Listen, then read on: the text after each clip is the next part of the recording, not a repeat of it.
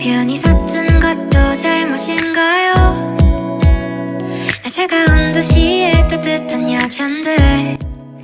Assalamualaikum warahmatullahi wabarakatuh. Halo teman-teman, kembali lagi di YouTube channel saya.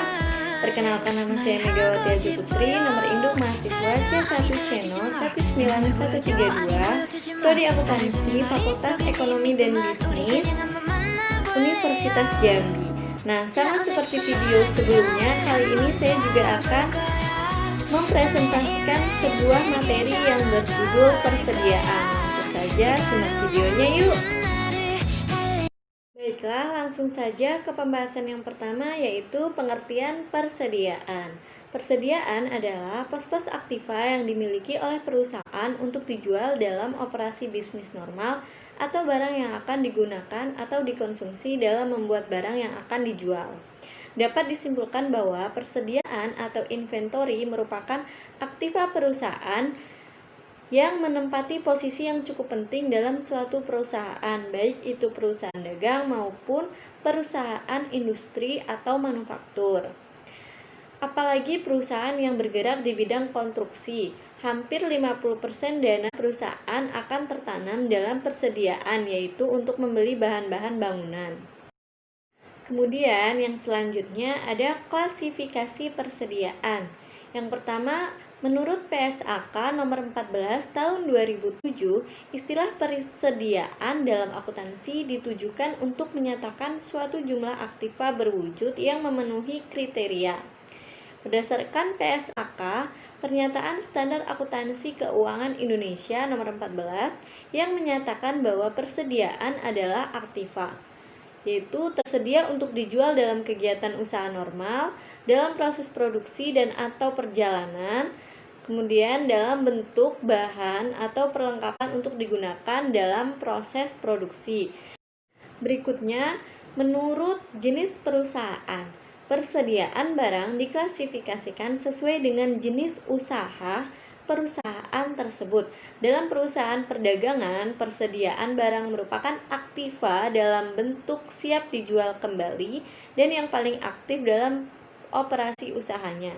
Sedangkan dalam perusahaan fabrikasi atau manufaktur, persediaan barang dapat diklasifikasikan sebagai persediaan bahan baku, yang kedua barang dalam proses, dan yang ketiga ada barang jadi. Baiklah, selanjutnya jenis-jenis persediaan. Yang pertama, ada bahan baku, barang persediaan milik perusahaan yang akan diolah lagi melalui proses produksi sehingga akan menjadi barang setengah jadi atau barang jadi sesuai dengan kegiatan perusahaan. Produksi dapat diandalkannya pihak pemasok serta tingkat efisiensi penjadwalan, pembelian, dan kegiatan produksi. Nah, yang kedua ada barang jadi. Barang jadi adalah barang hasil proses produksi dalam bentuk final sehingga dapat segera dijual. Pada persediaan ini, besar kecilnya persediaan barang jadi sebenarnya merupakan masalah koordinasi produksi dan penjualan. Dan yang terakhir ada barang dalam proses, adalah barang yang masih memerlukan proses produksi untuk menjadi barang jadi, sehingga persediaan barang dalam proses sangat dipengaruhi oleh lamanya produksi, yaitu waktu yang dibutuhkan sejak saat bahan baku masuk ke proses produk sampai dengan saat penyelesaian barang jadi. Kemudian untuk sistem pencatatan persediaan itu menggunakan dua sistem. Yang pertama adalah sistem periodik atau fisikal, yaitu pada setiap akhir periode dilakukan perhitungan secara fisik untuk menentukan jumlah persediaan akhir. Perusahaan yang menerapkan sistem periodik umumnya memiliki karakteristik persediaan yang beraneka ragam namun nilainya relatif kecil. Sebagai ilustrasi adalah kios majalah di sebuah pusat perkantoran dan pertokoan yang menjual berbagai jenis majalah, koran, alat tulis, aksesoris, handphone, dan gantungan kunci. Selanjutnya yang kedua adalah sistem permanen atau perpetual, yaitu melakukan pembukuan atas persediaan secara terus-menerus, yaitu dengan membukukan setiap transaksi persediaan baik pembelian maupun penjualan. Sistem perpetual ini sering kali digunakan dalam hal persediaan, memiliki nilai yang tinggi untuk mengetahui posisi persediaan pada suatu waktu sehingga perusahaan dapat mengatur pemesanan kembali persediaan pada saat mencapai jumlah tertentu. Misalnya persediaan alat rumah tangga, elektronik, mesin cuci, kulkas, dan microwave. Baiklah, selanjutnya yaitu penentuan kuantitas persediaan. Untuk menentukan jumlah barang yang masih dikuasai oleh perusahaan pada suatu saat dapat ditentukan melalui beberapa cara, yaitu yang pertama, stock opening, perhitungan barang pada awal dan akhir periode yang dihitung.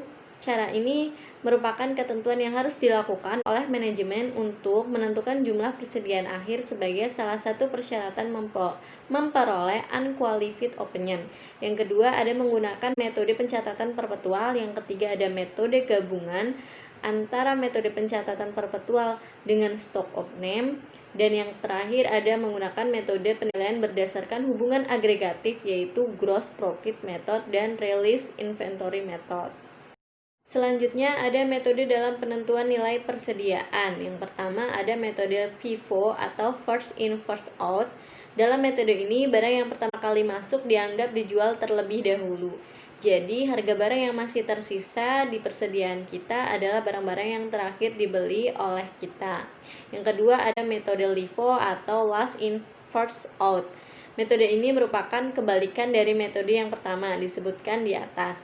Jadi, barang yang pertama kali dijual justru adalah barang yang terakhir kali dibeli.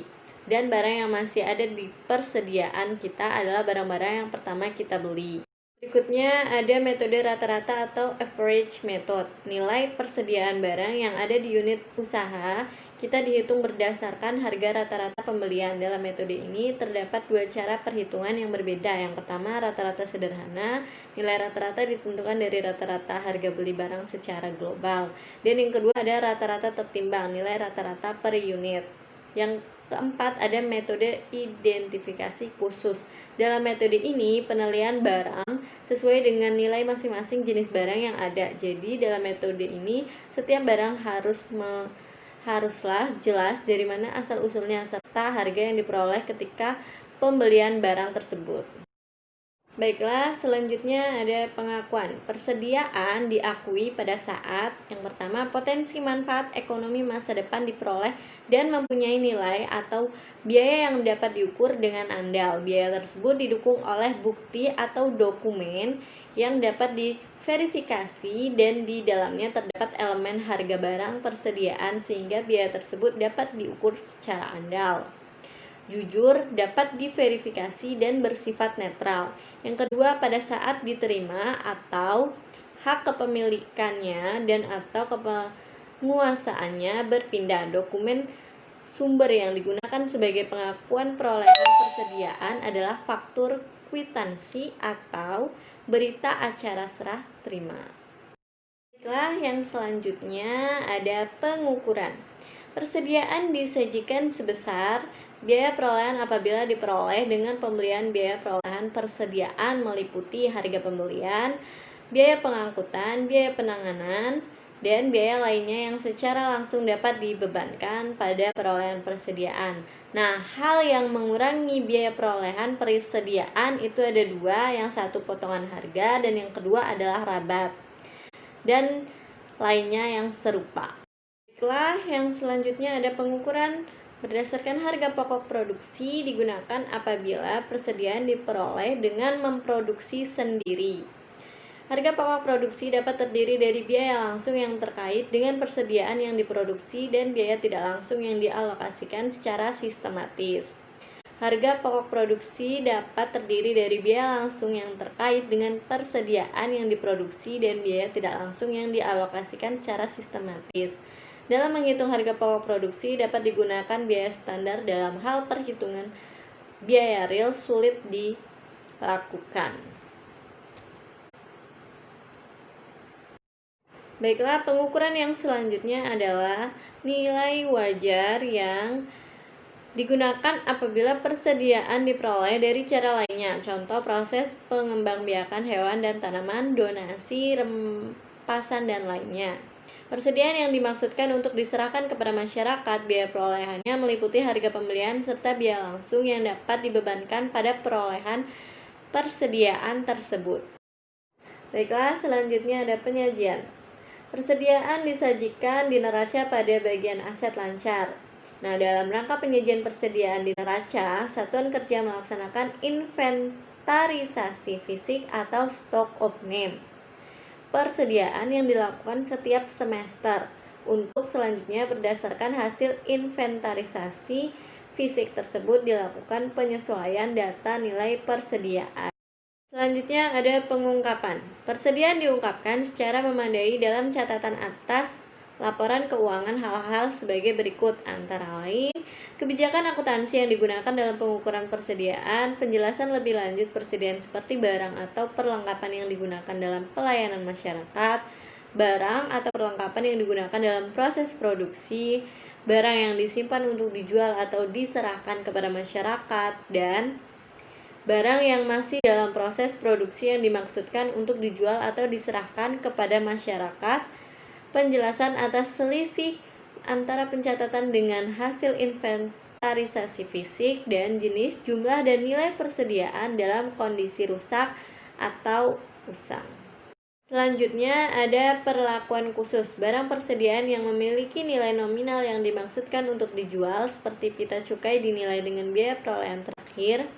Persediaan berupa barang yang akan diserahkan kepada masyarakat, pihak ketiga yang masih dalam proses pembangunan sampai dengan tanggal pelaporan, maka atas pengeluaran-pengeluaran yang dapat didistribusikan untuk pembentukan aset tersebut tetap disajikan sebagai persediaan, bukan KDP. Baiklah teman-teman, itu saja yang bisa saya sampaikan dalam materi persediaan. Apabila ada kekurangan, saya mohon maaf. Terima kasih telah menyaksikan video ini. Jangan lupa like, comment, subscribe, and share ya. 사라져 아니 사라지지 마 내 맘을 보여줘 아니 보여주지 마 하루 종일 머릿속에 네 미소만 우리 그냥 한번 만나볼래요 나 오늘부터 너랑